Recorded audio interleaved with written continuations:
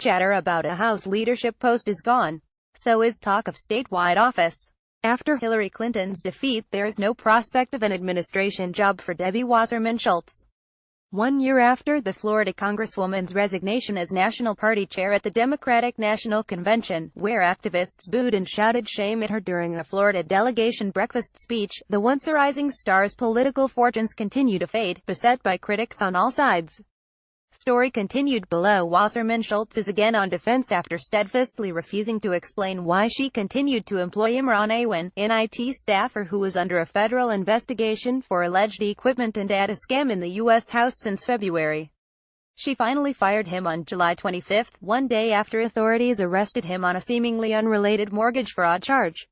He was at the airport leaving for Pakistan, after wiring $283,000 there. The firing came a full 6 months after about 24 House Democrats dismissed 4 of Awan's relatives and a friend, all of whom were under investigation with him. Wasserman Schultz broke her public silence on Awan last week, portraying herself as the victim of right-wing media attacks rooted in anti-Muslim bigotry aimed at Awan and the IT group. But fellow Democrats are as confounded and disbelieving as ever by her penchant for making puzzling and stubborn political missteps. "We wish she would go away and stop being so public by doubling down on negative stories." Nikki Barnes, a progressive DNC member from Florida, who believes Wasserman Schultz left the National Party in shambles while chair, culminating with the hack of DNC servers and the release of embarrassing internal emails by WikiLeaks in the 2016 campaign. As for Wasserman Schultz's defense, Barnes said none of this makes sense. "It doesn't sound like racial profiling. There must have been something for her. By signing up you agree to receive email newsletters or alerts from Politico. You can unsubscribe at any time. The problem with the Awan case," Barnes said, "is that it's not just hurting the Congresswoman. It's drawing negative attention to a party still healing after last year's shocking losses and the divisive Democratic primary when Wasserman Schultz appeared to favor Hillary Clinton over Bernie Sanders.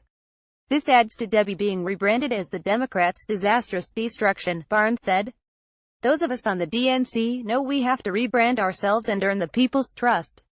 And unfortunately Debbie's name does not scream trust. It screams power. It screams limited access. It screams WikiLeaks now. DNC lawsuit. It screams a lot of negative things to the public. That's not how we want to rebrand ourselves." Barnes said she couldn't understand why Wasserman Schultz made herself a target of attention by becoming the lone Democrat to employ Awan.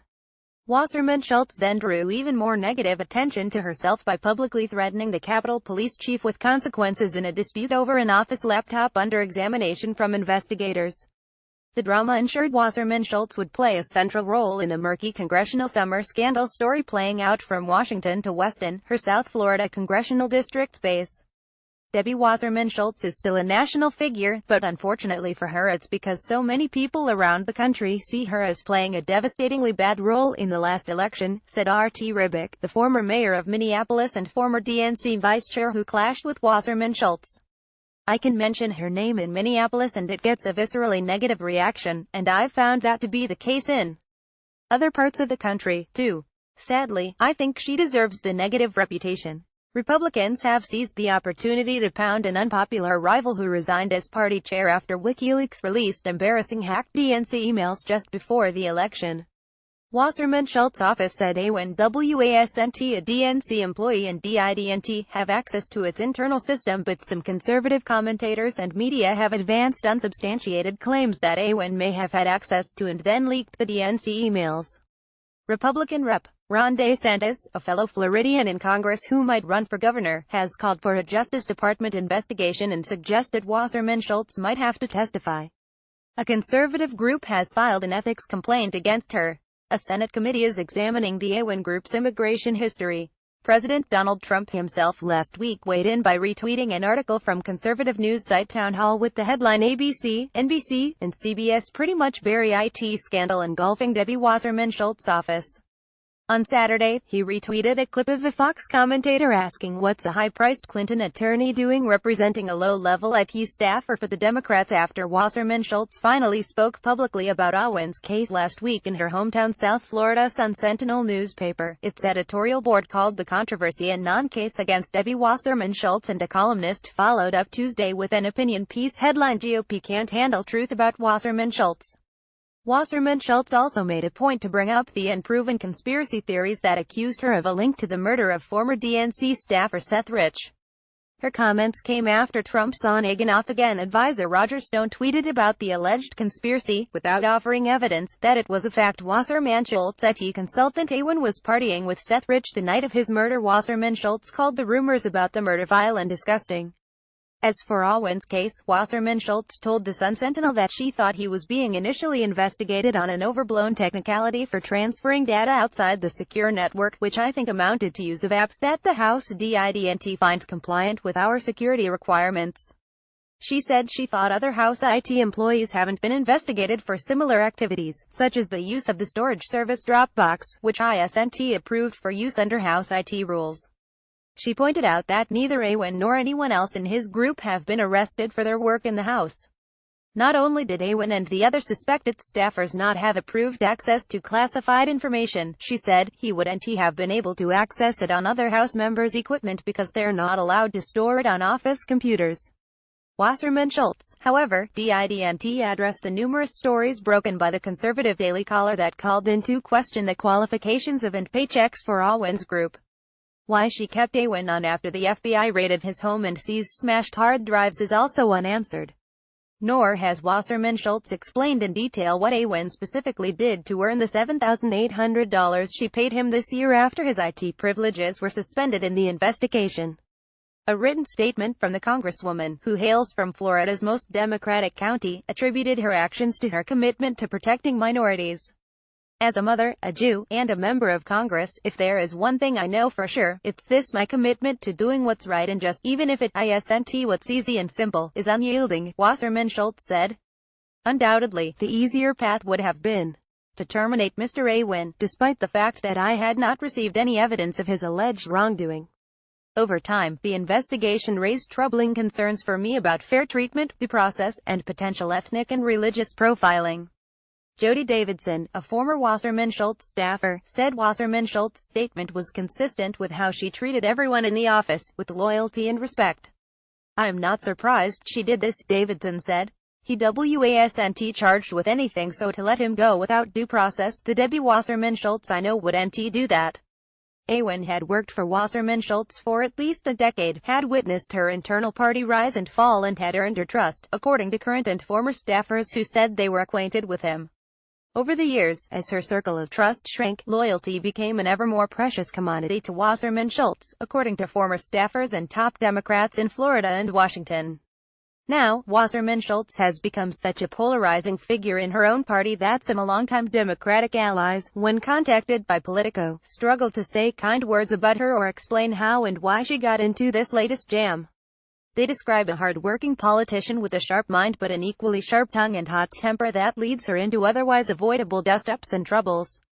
Though admired by Democrats for her fierce advocacy of progressive causes, she nevertheless turned natural allies to enemies at the DNC, in the Obama White House, and even in Florida, where she picked an explosive fight with top Democratic donor and trial lawyer John Morgan after she trashed his popular Medi-Cal marijuana initiative, seemingly without cause. In politics, you're as strong as your friends. And she doesn't have as many as she used to. And that's her fault, Morgan said.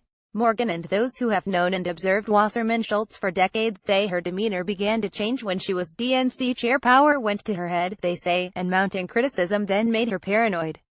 After President Obama won re-election in 2012, Wasserman Schultz resisted entreaties from the White House to quit on a high note and make way for fresh leadership. Months later, the Congresswoman signaled that she'd use her post to raise more money for Democrats and hinted it would help her elect loyal House and Senate Democrats who could aid a run for statewide office or a top leadership position in the House. By the summer of the 2014 midterms, when Democrats were destroyed nationwide and in her home state, Wasserman Schultz was engaged in a behind-the-scenes Cold War with White House advisors and Obama allies who said her personal ambition conflicted with her role as chair.